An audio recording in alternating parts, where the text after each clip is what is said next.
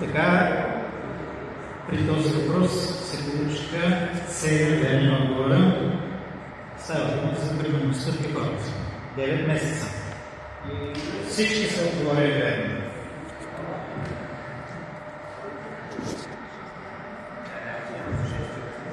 Добре, това е шестият поред въпрос, който аз ще задам. След шестия въпрос правим кратка почивка и ще съобщим какво е временното класиране.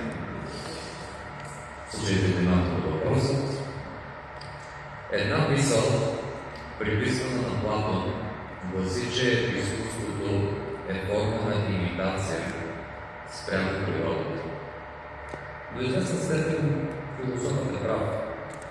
Изкуството, което човекът създава, е по-подражание, породено от човешкото желание да се изследват природните явления.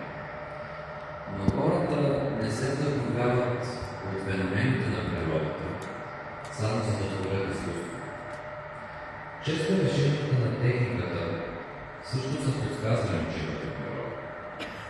Една от най-модерните фотокамери е способна да зафиксира хилядократно увеличеното изображение на предмет с обектив от 1329 лещи.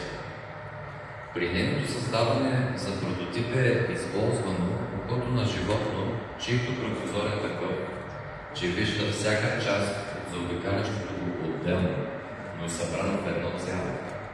Хората често се натъпват на него, тъй като той е станал част от живота. Уважаеми, знаеш ли, кое е това живота?